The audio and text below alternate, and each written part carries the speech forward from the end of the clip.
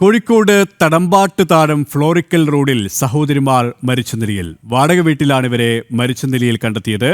കോഴിക്കോട് മുലക്കണ്ടി സ്വദേശിനി ശ്രീജയ, പുഷ്പ എന്നിവരാണ് മരിച്ചത്. ചെവായൂർ പോലീസ് സ്ഥലത്തെത്തി പരിശോധന നടത്തുകയാണ്. വിശദാംശങ്ങളുമായി ദിസ്ന സുരേഷ് ചേരുകയാണ്. ദിസ്ന, ഇവരെ എപ്പോഴാണ് മരിച്ച നിലയിൽ കണ്ടെത്തിയത്? പോലീസിന്റെ പരിശോധന എങ്ങനെ പുരോഗമിക്കുന്നു?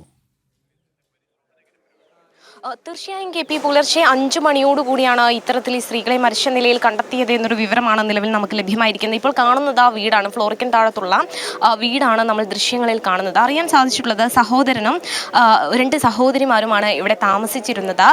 സഹോദരനായ പ്രമോദ് മരിച്ചെന്ന വിവരം, അതായത് ഈ സഹോദരിമാർ മരിച്ചെന്ന വിവരം പുലർച്ചെ 5 മണിയോടെ ഒരു സുഹൃത്തിനെ വിളിച്ചറിയിക്കുകയായിരുന്നു എന്നാണ് അയൽവാസി പുരുഷോത്തമൻ തന്ന പ്രതികരണത്തിൽ നിന്ന് നമുക്ക് മനസ്സിലാക്കാൻ സാധിച്ചത്.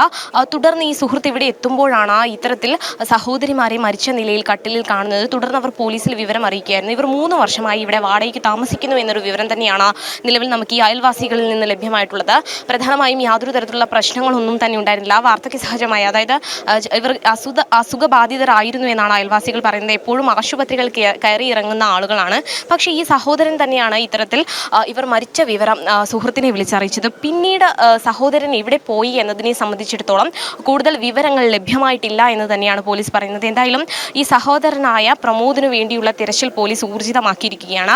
ഇത്തരത്തിൽ സുഹൃത്തിനെ, അതായത് സഹോദരിമാർ മരിച്ചു എന്ന വിവരം വിളിച്ചു പറഞ്ഞതിന് ശേഷം ഈ പ്രമോദ് എവിടേക്കാണ് പോയത് എന്നതിനെ സംബന്ധിച്ചിടത്തുള്ള കൂടുതൽ വിവരങ്ങൾ നമുക്ക് ലഭ്യമാകേണ്ടതുണ്ട്.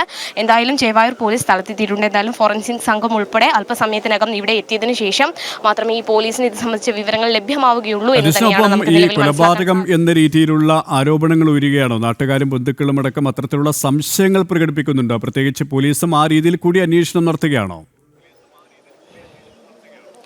ഈ കേസുമായി ബന്ധപ്പെട്ട് പ്രധാനമായും മനസ്സിലാവാത്ത കാര്യം, അതായത് സുഹൃത്ത് ഇത്തരത്തിൽ വിളിച്ചു പറയുന്നു, അതായത് സഹോദരി മരിച്ച നിലയിൽ, അതല്ലെങ്കിൽ സഹോദരിമാർ മരിച്ച നിലയിൽ സഹോദരിമാരെ കണ്ടെത്തിയിട്ടുണ്ട് എന്നൊരു വിവരം സുഹൃത്തിനെ വിളിച്ചു പറയുന്നത് ഈ സഹോദരൻ തന്നെയാണ്. പക്ഷേ പിന്നീട് സഹോദരനെ കാണാൻ കഴിയുന്നില്ല. പിന്നീട് സഹോദരൻ എവിടെ പോയി എന്നതിനെ സംബന്ധിച്ചിടത്തോളം ചില സംശയങ്ങൾ ഉയർന്നു വരുന്നൊരു സാഹചര്യം നിലവിലുണ്ട് എന്നത് തന്നെയാണ്.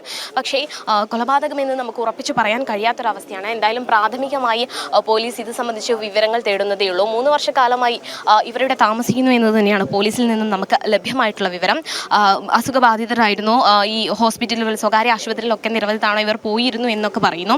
സഹോദരനായി മറ്റു പ്രശ്നങ്ങളില്ല എന്ന് തന്നെയാണ് ഈ അയൽവാസികളിൽ നിന്ന് നമുക്ക് ലഭ്യമായിട്ടുള്ള വിവരം. എന്തായാലും ഫോറൻസിക് സംഘം ഉൾപ്പെടെ ഇവിടെ എത്തിയതിനു ശേഷം മാത്രമേ കൂടുതൽ കാര്യങ്ങൾ വ്യക്തമാവുകയുള്ളൂ എന്ന് തന്നെയാണ് നമുക്ക് അറിയാൻ സാധിച്ചിട്ടുള്ളത്. എന്തായാലും 5 മണിക്ക് ഈ മരണ വിവരം വിളിച്ചു പറയുന്നതും സഹോദരനാണ്. പിന്നീട് സഹോദരൻ്റെ സുഹൃത്ത് ഇവിടെ എത്തുമ്പോൾ ഇവരെ മരിച്ച നിലയിൽ കാണുകയായിരുന്നു. പക്ഷേ പിന്നീട് സഹോദരൻ എവിടെ പോയി എന്നതിനെ സംബന്ധിച്ച ഒരു സംശയമാണ് ഇപ്പോൾ ഉടലെടുത്തിട്ടുള്ളത്. KP, അത്തരത്തിലുള്ള ദുരൂഹത തന്നെയാണ് നിലനിൽക്കുന്നത്. സംഭവ സ്ഥലത്ത് നിന്നും ദിസ്ന സുരേഷാണ് വിവരങ്ങൾ നൽകിയത്.